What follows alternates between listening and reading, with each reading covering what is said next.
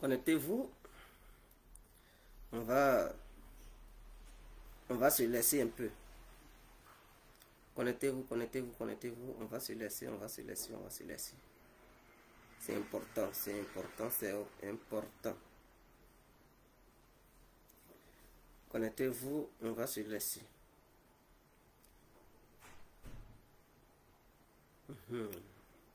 C'est pour donner une information capitale qui est importante.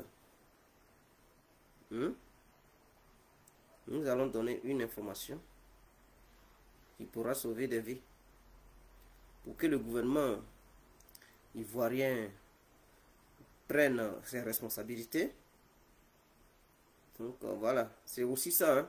On doit contribuer à la stabilité du pays. On ne doit pas rester muet face à la dangerosité de certaines choses.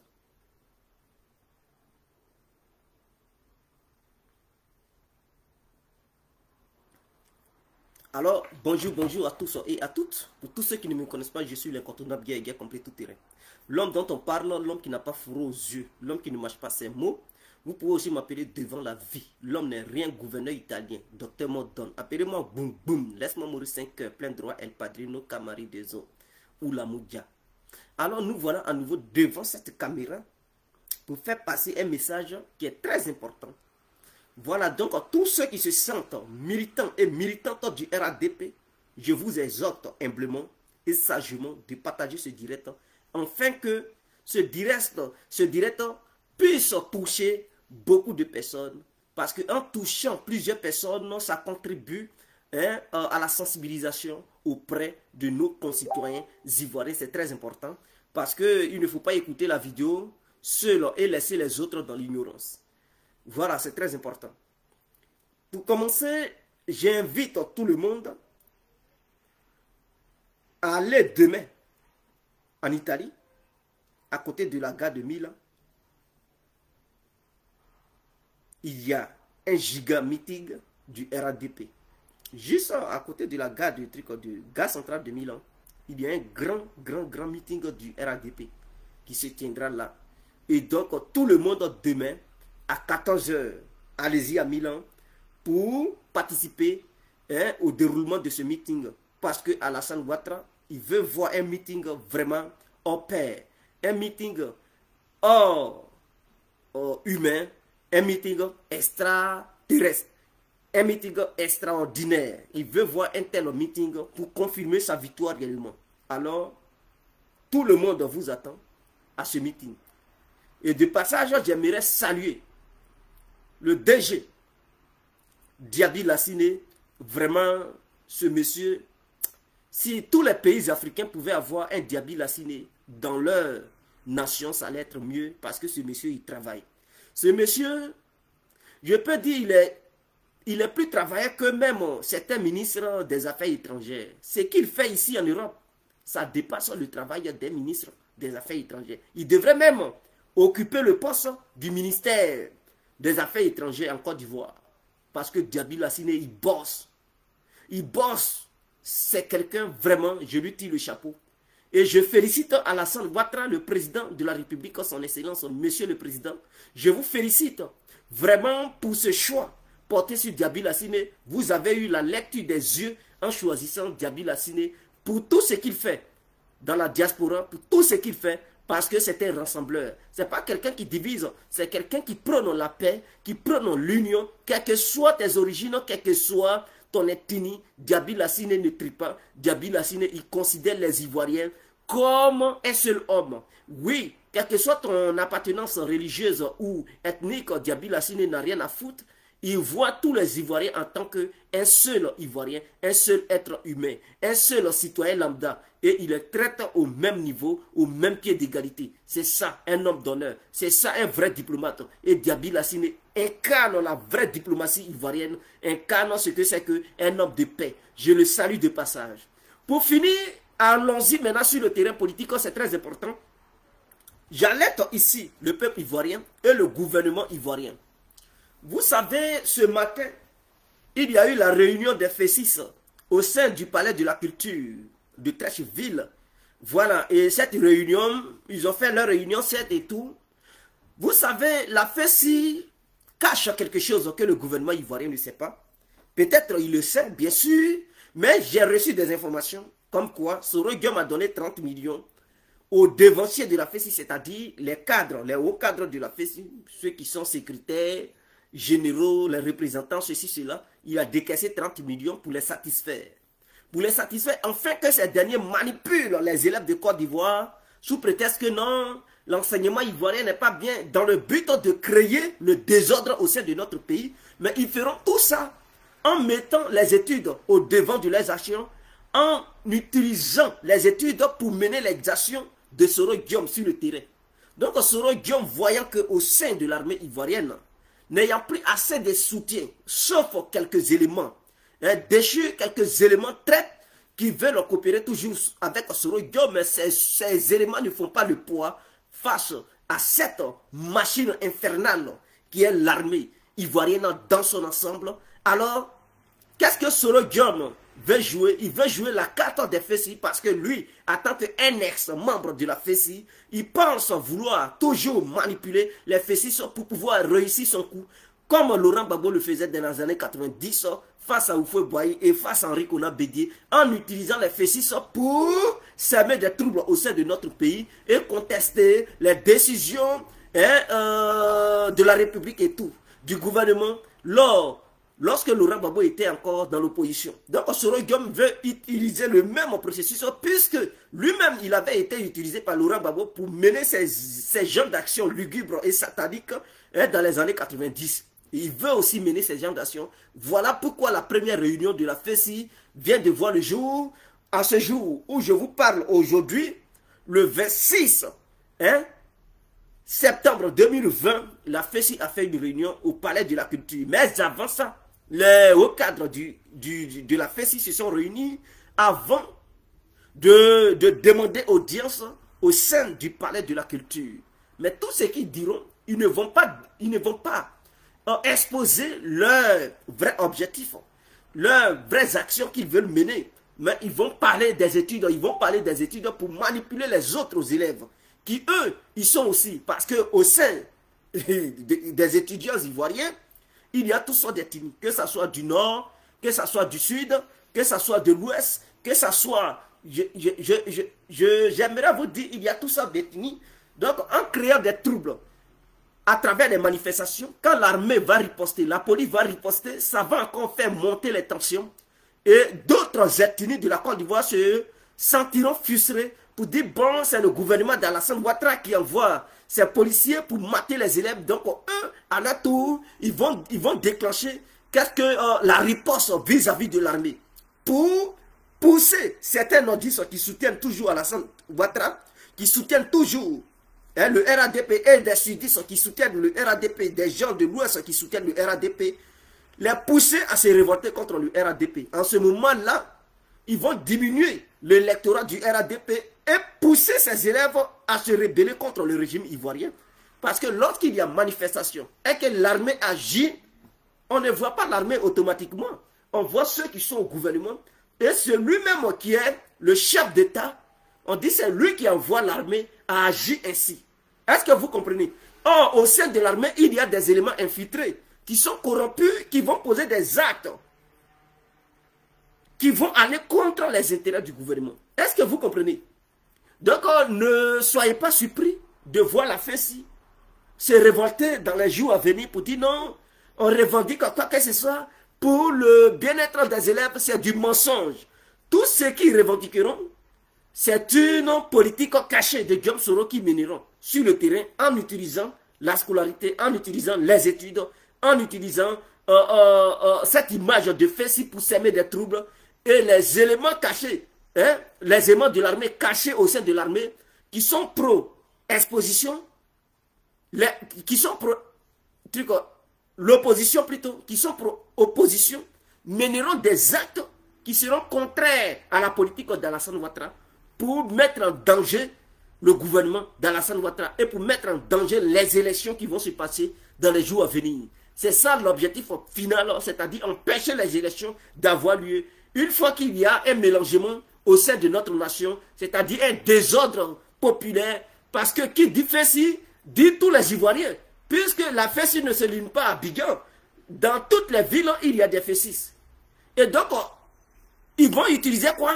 La solidarité des élèves. Si un élève est touché, il faudrait que tous les autres élèves soient mobilisés pour soutenir leurs confrères. Et donc, pour eux, c'est fraternel. Pour eux, c'est la solidarité. Donc, si le gouvernement ivoirien, dans l'action de riposter face à la barbarie des élèves qui vont vouloir manifester, d'attraper certains élèves pour les mettre en prison, ils vont plus dire que ce sont des citoyens libres qui ont mené ces actions, qui ont commis des actes barbares et qui ont été arrêtés par l'armée. Ils vont dire, tant que les élèves ne sont pas libérés, il n'y aura pas de paix. Et donc, ils seront tout le temps dans les rues pour demander la libération de leurs confrères et amis élèves. Voilà le vrai danger. Est-ce que vous comprenez? C'est ça le véritable danger. Et donc, j'alerte le gouvernement de faire attention. Parce que quand ça va commencer, les manifestations des élèves, quand ça va commencer, et que certains élèves sont arrêtés pour être conduits à la Maca, parce que certainement ils vont casser, ils vont piller certaines choses, ils vont brûler certaines choses, ils vont les mettre en prison, leurs amis élèves vont demander leur libération. Et ils diront, s'ils ne sont pas libres, il n'y aura pas d'école, s'ils ne sont pas libres, il y aura toujours des manifestations, et ça va s'empirer. Et vous connaissez les élèves, lorsqu'ils manifestent, ils cassent tout, ils brûlent tout sur leur passage, ils font des confrontations, même ils brûlent les mairies, c'est des voyous, c'est des barbares. Et donc personne ne pourra encore les définir comme des gens appartenant à un parti politique. Les gens diront tout simplement, ce sont des élèves.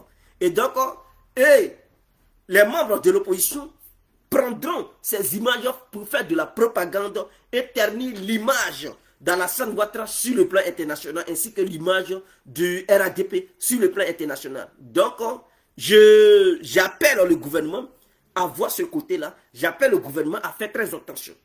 Parce que la rébellion qui va se dérouler au pays, ce n'est pas une rébellion comme les Ivoiriens la connaissent, comme auparavant. C'est une rébellion estudiantine qui verra le jour en Côte d'Ivoire. C'est-à-dire, cette rébellion se mènera sous le coupole de la Fessi. Mais une rébellion non armée, par des armes de feu, c'est une rébellion qui utilisera les couteaux, les goudins et les gravats pour semer la pagaille et le désordre. Et profiter de ça pour faire une insurrection nationale. Voilà leur projet. Et donc, je demande au gouvernement de faire attention. Et j'attire l'attention du gouvernement si c'est fait. N'oubliez pas de vous abonner sur fin des perturbateurs politiques. Ça, c'est la nouvelle page. C'est sur cette page que nous ferions désormais nos vidéos. Donc, nous allons faire nos vidéos. Donc, abonnez-vous massivement. Ceux qui ne s'abonnent pas, qui regardent seulement les vidéos, écoutez, en vous abonnant, ça vous permet de ne pas rater chaque direct qui se passera. Vous allez être à jour à chaque fois qu'il y aura un direct. Donc, connectez-vous et abonnez-vous. Voilà, abonnez-vous tout simplement pour être à jour sur les différents directs qui se passeront. Voilà, c'est déjà fait. Ok, Guégué, on va les égorger, point. Claude Boulon, non, ne dites pas ça. Le RADP n'égorge personne. Le RADP n'est pas un parti des barbares. Le RADP est un parti conscient qui milite pour le bien-être du peuple ivoirien. Ceux qui vont s'aimer le désordre, ce sont des Ivoiriens. Le RADP ne va pas vouloir leur faire du mal. Tout ce qu'on leur demande, c'est d'être sages pour ne pas se laisser manipuler par un Soro Guillaume, soi-disant ancien membre de la Fessi, soi-disant Brégoudé, qui va aussi essayer de les manipuler en disant ancien membre de la Fessi, soyez vraiment intelligents, ne vous laissez pas manipuler. Car ceux qui vous poussent dans les rues, soi-disant leaders de la Fessi, ils ont déjà reçu de l'argent. Vous n'avez rien reçu. N'allez pas, ne sortez pas. Soi-disant, non, c'est une cause des Fessis. Non, c'est du mensonge. Eux, ils ont reçu de l'argent pour vous conduire dans les rues. Ne sortez pas. Voilà, ne sortez pas, ils ne vous ont rien donné. Vous n'avez rien reçu. Vous sortez pourquoi? Vous cherchez quoi dans les rues? Écoutez, restez chez vous. Ne suivez pas ces gens-là qui ont déjà vendu les âmes au diable en signant le pacte diabolique avec Guillaume Soro. C'est très important. Maintenant, pour vous rassurer, nous faisons totalement confiance à Alassane Ouattara. Hier, il était dans la région de Maraoué. Je pense que c'est chez les gens de l'Ouest, ou bien voilà, chez les Gourous et Atié, je pense, hein, Saint-Franc, je pense que entre Gourou et Atié, quelque chose comme ça. Écoutez, c'est chez les Gourous, je pense. Vous avez vu de la manière Alassane Ouattara a été accueilli. Vous pensez que c'est le nom seulement qui fait la force de frappe d'Alassane Ouattara? Alassane Ouattara est un lion. Et partout où il passe, il est respecté. Partout où il passe, il est accueilli. Parce que les gens le considèrent comme le Saint-Esprit. Les gens le considèrent comme celui qui délivre. Oui, donc Alassane Ouattara apporte la délivrance dans n'importe quelle région de la Côte d'Ivoire. Et en lisant les 4 points cardinaux, en passant par le centre, je dis, Alassane Ouattara est celui qui apporte la bonne parole, la bonne nouvelle, la nouvelle qui délivre. Il a été accueilli comme un prince, comme un roi hier. Ah, pourtant, les gens nous ont fait croire que Alassane Ouattara était haï. Alassane est haï, il n'est pas haï. C'est vous qui pensez qu'il a haï. Et quand vous dites que non, les Ivoiriens ne veulent plus voir Alassane, mais vous parlez de quel Ivoirien? J'ai l'impression que cette petite minorité fait du tapage. Non, les Ivoiriens détestent Alassane. Dites que vous détestez. Mais moi-même, je suis Ivoirien, mais je ne déteste pas Alassane Ouattara. Donc, ne généralisez pas votre cas. Parce que vous êtes un groupuscule d'individus et vous faites croire aux gens que non, les Ivoiriens détestent Alassane. Les Ivoiriens ne détestent pas Alassane. Si on va sur le plan démocratique, Alassane Ouattara est aimé par les Ivoiriens parce que la démocratie, c'est la majorité. Or, la majorité en Côte d'Ivoire adore Alassane Ouattara. Ce n'est qu'une petite une petite minorité, ou bien une minorité d'individus, un groupuscule d'individus qui contestent la légitimité et l'aimabilité d'Alassane Ouattara au sein de notre nation. Sinon, en dehors de ça, tous les autres Ivoiriens, ils sont unanimes sur l'amour d'Alassane Ouattara. Ils aiment Alassane Ouattara de façon unilatérale, sans condition. Ils ont un amour inconditionnel. Un amour inconditionnel pour le président Alassane Ouattara. Vous devez le savoir. Donc, partout où il ira, il sera accueilli. Si Alassane était détesté, mais son ministre de la Défense et le Premier ministre, Ahmed Bakayoko, lorsqu'il se déplaçait dans ces derniers jours pour aller à Divo, Gagnoua et tout, est-ce qu'il allait recevoir des gens qui allaient l'accueillir? Mais le monde, on dirait président de la République. Donc, si Ahmed Bakayoko a été accueilli de cette façon, c'est que c'est grâce à l'image d'Alassane Ouattara qu'il a été accueilli. Parce que qui dit Ahmed Bakayoko dit RADP. Qui dit RADP dit Alassane Ouattara parce qu'il est le patron. Donc, si le RADP est détesté dans notre pays, c'est que un représentant du RADP et un représentant du gouvernement d'Alassane Ouattara, allant dans une région ou dans une ville, allait être haï par les résidents de cette ville. Mais s'il n'est pas haï, s'il n'est pas détesté, je pense que c'est un amour que le peuple ivoirien accorde à ce gouvernement. Et celui qui est le chef du gouvernement, c'est Alassane Ouattara. Donc, si le gouvernement est aimé, c'est qu'Alassane Ouattara est aimé. Écoutez, je tiens à vous dire de rester calme. Alassane, il rassure aux Ivoiriens, il dit qu'il aura bel et bien des élections. Et les élections auront bel et bien lieu. Ce n'est pas une question de dire non, il n'y aura pas d'élection. Il y aura bel et bien des élections. Soro Guillaume et les pro-Gbagbo, quoi qu'ils disent, quelle que soit leur manigance, il y aura bel et bien des élections. Et les Ivoiriens doivent savoir que la prise de position de cette cour, soit disant, des droits de l'homme, cour africaine des droits de l'homme et des libertés des peuples, cette cour a pris une décision en disant que le Conseil constitutionnel ivoirien devrait permettre la remise du nom de Laurent Gbagbo sur la liste électorale sans condition. Écoutez, nous, Ivoiriens, on est tellement dignes d'être Ivoiriens. Et on est Ivoiriens et on est fiers d'être Ivoiriens. Personne ne peut nous imposer un dictat juridique, soi-disant cour africain des droits de l'homme et des libertés des peuples. Nous, on ne peut pas se soumettre à ces dictats. Ou à cette cour africaine, lorsque la Libye était bombardée, on ne l'a pas vu. Cette Cour africaine a-t-elle poursuivi les responsables, les criminels, ceux qui avaient anéanti la vie du colonel Muammar Kadhafi? Non, on n'a pas vu cette Cour. Elle est restée muette. C'est-à-dire ce sont les juridictions françaises qui ne font que, tituber, qui ne font que caresser Nicolas Sarkozy dans le sens des poils. Est-ce que cette Cour africaine a déjà osé poursuivre Barack Obama, qui a été à la base de la mort de Muammar Kadhafi, a été capable de poursuivre David Cameron, c'est-à-dire l'anglais, l'ancien premier ministre britannique, pour dire on veut voir clair dans la mort de Muammar Kadhafi? Est-ce que cette Cour africaine des droits de l'homme a déjà porté plainte contre Nicolas Sarkozy? Est-ce que cette Cour africaine des droits de l'homme a déjà porté plainte contre ceux qui vendent d'autres Africains, c'est-à-dire des Africains qui vendent d'autres Africains?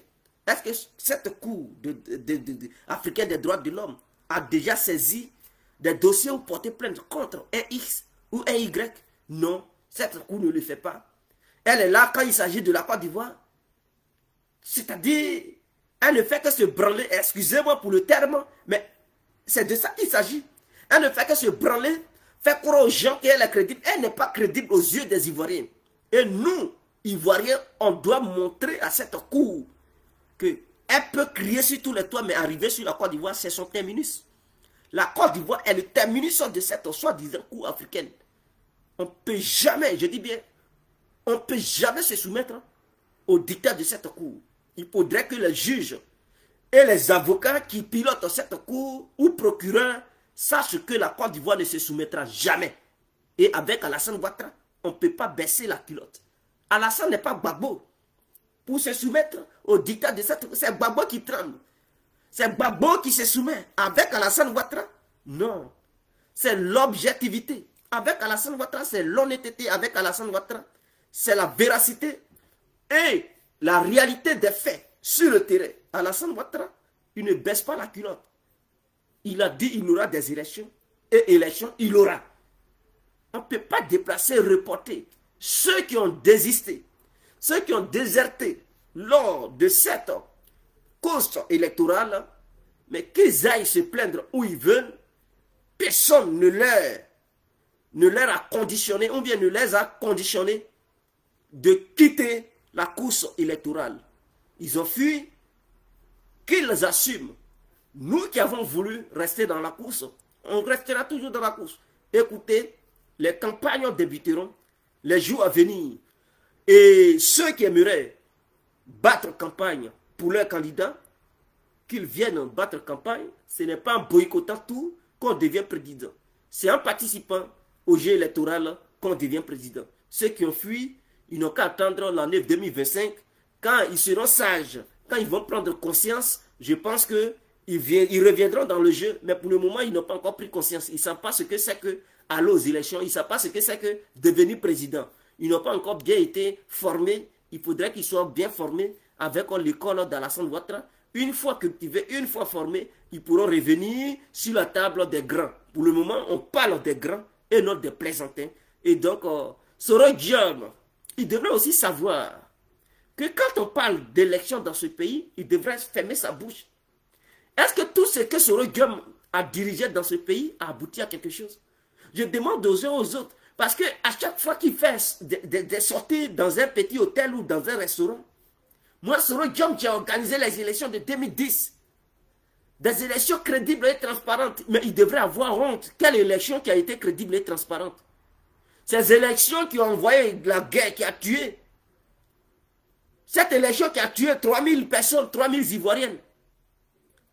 C'est parce que lui, Soro Diom, il n'est pas sage. S'il était sage, il allait tout faire pour éviter la guerre entre Alassane et Laurent Gbagbo. Cette guerre allait être évitée. Mais c'est parce que Soro Diom était un incompétent, un inconscient. Un immature. Voilà pourquoi on te confie quelque chose. On dit Soro organise les élections. On te donne des milliards de francs CFA. Non seulement il vole, c'est l'argent qu'on lui a donné d'organiser les élections. Il ne prend pas tout cet argent pour bien organiser les élections. Il vole une partie de cet argent. Il met ça dans ses poches, il envoie ça à l'étranger. Il prend une partie pour organiser ces élections. Et suite à l'organisation de ces élections, il y a contestation. Bon. L'intelligence nous demande tout simplement d'être sage et de tout faire pour éviter une crise post-électorale. Lorsqu'on est sage, on fait tout pour éviter une crise post-électorale. Mais Soro Guillaume n'a pas été sage. Il n'a pas été sage. En 2010, et il a participé, c'est lui-même qui a empiré la situation. Il a été à la base de la dégénération de cette problématique que nous avions connue dans le passé. Il a appuyé, c'est-à-dire lui-même, il faisait des tapages. Il va du côté d'Alassane, il dit n'importe quoi. Il vient du côté de Laurent Gbagbo, il dit n'importe quoi. Et il alimenté les tensions des deux côtés, afin que les deux parties s'affrontent. Pour créer une guerre. On a connu cette guerre.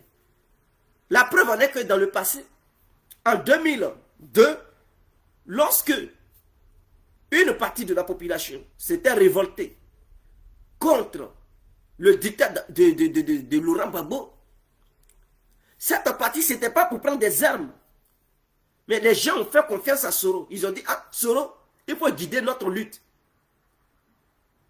Soro, en retour, il leur donne des kalash. Il dit, tenez des kalash. Voilà. C'est quelqu'un qui... C'est-à-dire, tout ce qu'il prend, tout ce qu'il dirige, c'est le désordre. C'est-à-dire, il ne réussit rien. Tout ce qu'il fait, c'est la mort. C'est la mort. Il ne peut rien réussir dans la démocratie, Soro Guillaume. Il ne peut jamais réussir une opération de façon démocratique. Pour réussir quelque chose, il prend toujours les armes. Quand on lui confie une mission, de diriger cette mission, en fin de compte, il prend les armes. C'est tout ce qu'il connaît. Soro n'est pas crédible. On l'a vu en 2002. On l'a vu en 2010. On l'a vu en 2015, 2016, où il manipulait encore les mutins. On lui a dit, Soro, soit président de l'Assemblée nationale. Là-bas encore, il voulait armer des gens. Hein, il voulait leur donner des calages pour endeuiller encore le peuple ivoirien. À chaque fois qu'on lui confie une institution, ou bien on lui confie une tâche, Soro Guillaume, tout ce qu'il connaît, il ne connaît pas ce que c'est que la diplomatie. Il connaît que les armes. Hein, la voix des armes. La voix des armes. Un homme comme ça. Je pense que le passé devrait quand même ouvrir les oreilles et le cerveau aux membres de l'opposition. Vous confiez encore votre soi-disant opposition à Soro Guillaume, d'être au devant des opérations. Ah, Soro Guillaume, là, il voit une opportunité. Encore, il veut utiliser les fétiches pour leur donner des armes, les manipuler encore pour faire couler le sang en Côte d'Ivoire. Je salue Kakabe parce qu'il a compris.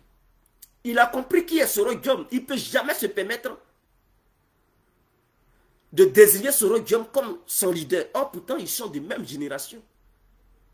Qu'est-ce que Soro Guillaume connaît et puis Kakabe ne connaît pas? Bon, en matière d'armes de Kalachnikov, je sais que Soro Guillaume, c'est un grand manipulateur de Kalash, de lance-roquettes. Il connaît bien les différents noms des calibres et des fusils. Il les maîtrise bien, par cœur et tout, chose que Kakabe ne connaît pas. Ma matière de diplôme, Kakabe, il dépasse largement Soro Guillaume. Kakabe a de l'expérience politique que Guillaume Soro. Guillaume Soro, il n'a aucune connaissance, il n'a aucune expérience politique. Il a de l'expérience barbarocratique, c'est-à-dire la barbarie politique. C'est ce qu'il maîtrise. Je vais inventer des mots aujourd'hui. Les Kalachnikov, Krassi, c'est ce que Soro Guillaume il sait. C'est-à-dire la diplomatie, c'est la politique des Kalachnikov. C'est ce qu'il maîtrise. En dehors de ça, Soro Guillaume ne peut rien maîtriser. Il ne peut rien maîtriser. C'est-à-dire, il a des diplômes que lui-même il n'a pas soutenus. Tu as eu un diplôme, tu n'as même pas fait de stage. Et tu dis, il y a un diplôme, mais écoutez, quand même. Tu as eu un diplôme, tu n'as même pas soutenu ça. Pour valider ton diplôme, il faut valider la chose. Il faut confirmer ça. Il ne confirme rien. Il dit la truc en anglais. Parler anglais avec Soro Guillaume, il va commencer à bégayer. On lui donne le diplôme qu'il a payé, il a acheté. En retour, quand on lui demande d'appliquer, il ne connaît rien. Il dit business. Depuis quand il fait business, lui?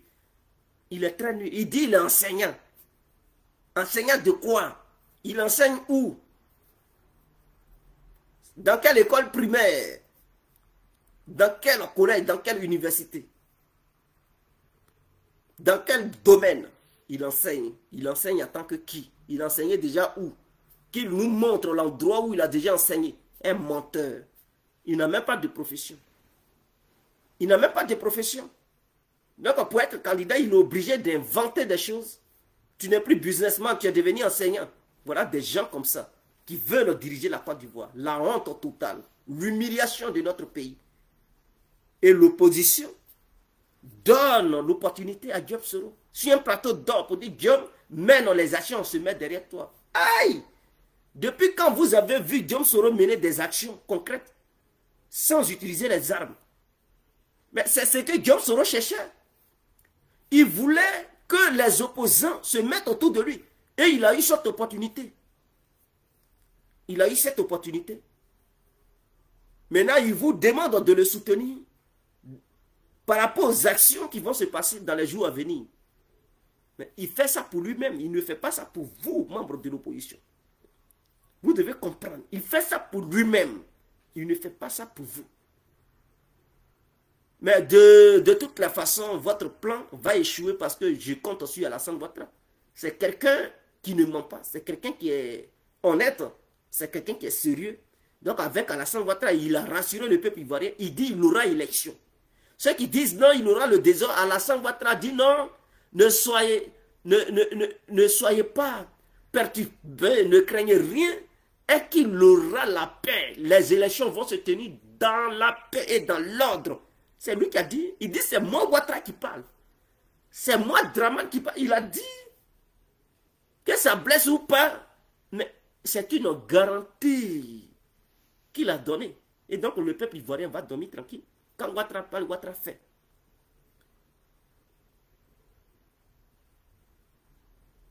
Si Ouattara parle, Ouattara fait.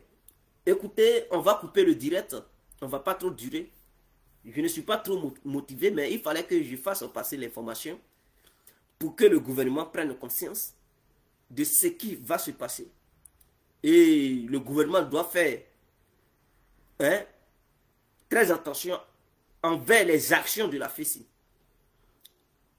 Voilà, envers les actions de la FECI.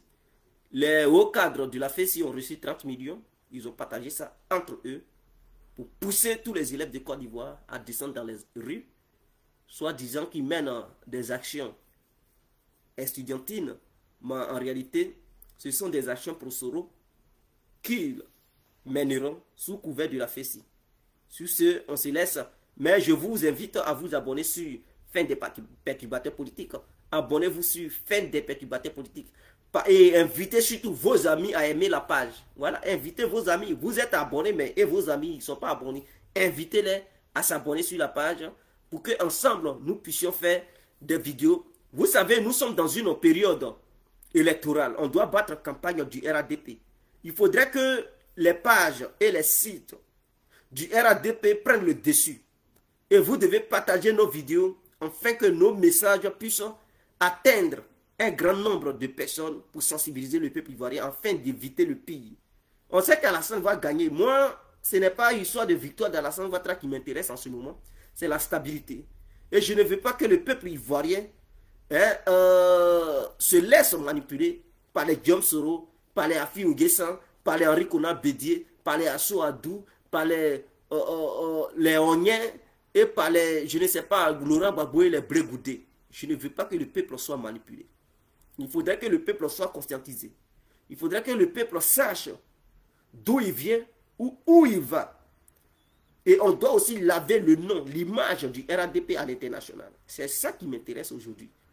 Donc, au nom de tout ça, partageons les directs, abonnons-nous massivement sur les différentes pages des militants et des cyber-militants du RADP. Si on se laisse éteindre les contenants bien compris. Ciao, on est ensemble. Vive la Côte d'Ivoire, vive le peuple ivoirien.